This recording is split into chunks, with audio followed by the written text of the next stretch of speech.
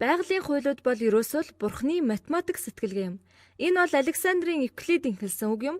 Тэр Христийн тооллын өмнөх 300 жилийн үед амьдарч байсан Грекийн математикч, философч хүн бөгөөд энэ бичлэгээ түүний хэлсэн үгээр эхлүүлсэн учраас Евклид нь геометрийн эцэг гэж тооцогддог юм. Бурхны тухай таны үзлээс үл хамааран маш сайхан үг хэлсэн байгааз Бурхан оршдогч бай, оршдоггүйч вэ? Байгалийн тухай маш чухал зүйлсийг өгүүлсэн байгаа юм. Байгалийн хуйлууд бол ерөөсөө л Бурхны математик сэтгэлгээ юм. Математик нь байгалийн болж байгаа юм. Мөн геометр гэдэг үг нь өөрөө грекээс гаралтай бөгөөд гео гэдэг нь газар, дэлхий гэсэн утгатай грек үгнээс, харин метр гэдэг нь хэмжих гэсэн грек үгнээс гаралтай юм. Та магадгүй метрийн систем гэж хэрэглэж байсан бах. Евклид нь геометрийн эцэг гэж тооцогддог. Гэхдээ энэ нь тэр анх геометрийг судалсан хүн гэсэн үг биш юм. Харин та маш эртний хүмүүс геометрийг судалдаг байсан гэж төсөөлж болно. За ийм хоёр саваа байсан гэж үзье. Мөн ийм хос саваа байг. Тэгвэл энэ илүү том салаатай байна. Эдгээрт ямар холбоо хамаарал байна вэ? Эсвэл ийм нэг модны мөчр байсан гэж авч үзье. Тэгвэл энд ижил төстэй байгаа зүйлс нь энэ салаа мөн энэ салаа байна. Тэд мөн ингэж асуусан байж болох юм. Юу вэ гэхээр тойргийн хүрээний урт нь түүний хөндлөн огтлолтой ямар харьцаатай байх вэ? Энэ нь бүх тойргийн хувьд адил байх уу?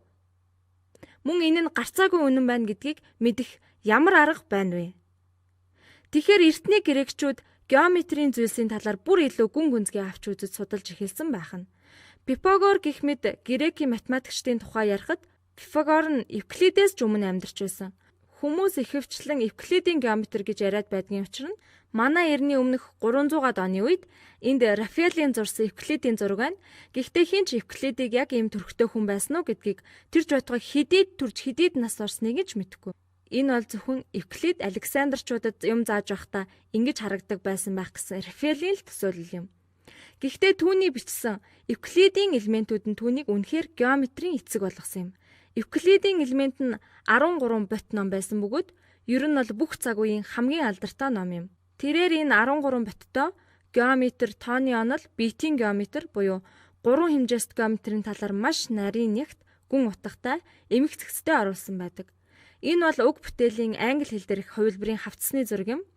Өөрөөр хэлбэл Евклидийн элементүүдийн англи хэл дээрх анхны орчуулга. Энэ хувилбар 1570 онд хийгдсэн. Гэхдээ мэдээж анхны бичмэл нь грек хэл дээр байсан бөгөөд дундад зууны үед энэ мэдлэг нь арабуудад дамжин араб хэл рүү орчуулагдсан. Түүний дараа дундад зууны сүүлчээр латин хэл рүү орчуулагдсан бөгөөд тэгээд англи хэл рүү орчуулагдсан байна. Евклид маш нарийн нэгт эмх зэгцтэй хийсэн. Тэр зүгээр л тэгш өнцөгт гурвалжны хоёр талын уртын квадрат нь гипотенузын квадраттай тэнцүү байна гэд хэлчихээгүй. Бид эдгээрийг дараа илүү тодорхой үзнэ л дээ. Харин тэр би энэ үнэн байж магадгүй гэдгийг мэдрэхийг хүсэхгүй байна. Харин би энэ бол үнэн гэдгийг өөртөө батлахыг л хүсэж байна гэж хэлсэн байдаг. Мөн тэр элементүүдэд үндсэн ойлголт таамаглалуудаар эхлүүлсэн. Бараг 6 боттод нь хавтгаан геометрийн тухай байдаг өгөөд тэдгээр үндсэн ойлголт таамаглалууд нь геометрийн хэлэнд аксиом гэж нэрлэгддэг. Тэдгээртээ үндэслэн бусад өгүүлбэр теоремуудад тэр тодорхойлсон байдаг.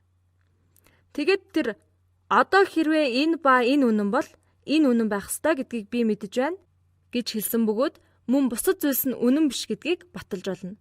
Тэгээд тэр энэ бол үнэн байх албагүй гэдгийг баталсан.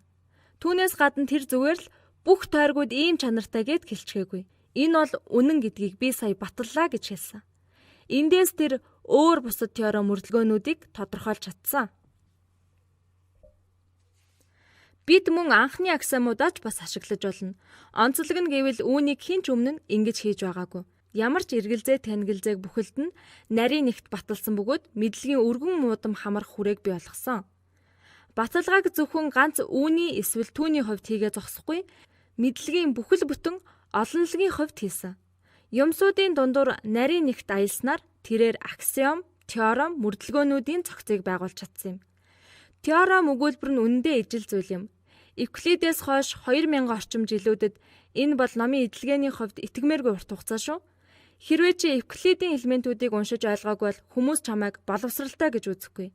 Евклидийн элементүүд ном нь өөрөө барууны ертөнцид Библийн дараа 2 дугаарт орох хамгийн их хэвлэгдсэн ном байсан. Энэ бол зөвхөн Библийн дараа л орох математикийн ном юм. Хамгийн түрүүнд ямар ном хэвлэх вэ гэж асуувал Библийг хэвлэе гэцгээдэг бөгөөд түүний дараа юу хэвлэх вэ гэхэд Евклидийн элементүүдийг хэвлэе гэдэг байна. За үүнтэй холбоотой сүүлийн үеийн баримт бол энд Абрахам Линкольн хэлсэн үг байна. Мэдээж Америкийн агуу ерөнхийлөгчүүд ээ. Би Абрахам Линкольны энэ зурганд их дуртай. Энэ бол Линкольны 30 настай байх үед авахулсан фото зураг. Тэр Евклидийн элементүүд номын агуу шүтэн бишрэгч байсан бөгөөд тэр өөрийнхөө оюун ухаанаа зэгцэлэхэд ашигладаг байжээ. Тэр морио унаад явж байхдаа ч цагаан ордонд байж байхдаа ч Евклидийн элементүүдийг уншдаг байсан. За энэ бол Линкольны хэлсэн үг байна. Намайг хуулийн курс хичээл лекцүүдэд уншиж байх үед байнга нотлогоо гэсэн үг тааралдаг байсан. Би эхэндээ энэ үгний утгыг ойлгож байна гэж боддог байсан. Гэвч удалгүй би үүний утгыг ойлгохгүй байгаа юм гэдгээ мэдсэн. Тэгээд би учрыг тайлах баталгаас илүү нотлохын тулд би юу хийх ёстой вэ гэж өөрөөсөө асуусан. Нотлогоог ямар нэгэн өөр баталгаанаас хэрхэн ялгах вэ? Тэгэхээр Линкольн энд нотлогоо гэдэг үг нь эргэлзээний донд батлана гэсэн утгатай юм гэж хэлсэн байна. Энэ нь ямар нэгэн зүйл учир шалтгааны талаар зүгээр л мэдрэхээс илүү нарийн зүйл юм.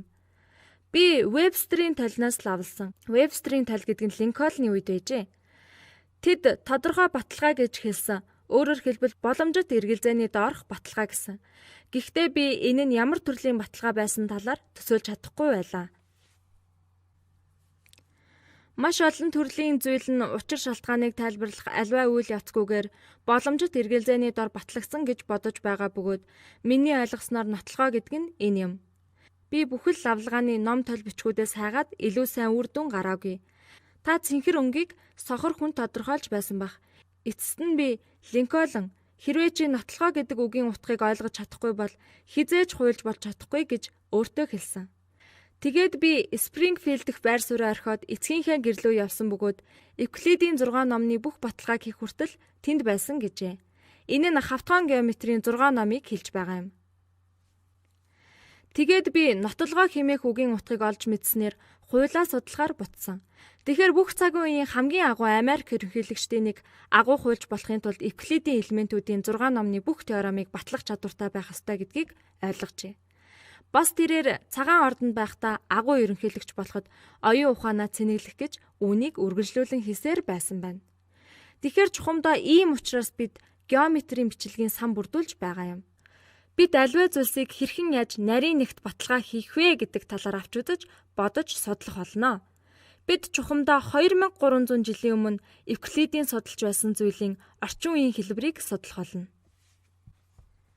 Төрөл бүрийн өгүүлбэр дүгнэлтүүдийн учир шалтгааныг илүү сайжруулах болон ямар нэгэн зүйлийг хэлэх үедээ итгэлтэй байхын тулд бид ярьж байгаа зүйлээ үнэхээр баталж чаддаг болно. Энэ бол үнэхээр чухал таны хийх жинхэнэ математик юм. Арифметик бол зүгээр л тооцоолол. Харин одоо геометр нь бид Евклидийн геометрийн хүрээнд л ярих болно. Харин геометр нь жинхэнэ математикийн тухай үзнэ. Ямар нэг нөхцөл өгүүлбэр дэвшүүлээд эдгээртээ үндэслэн бусад зүйлсийг гаргах юм.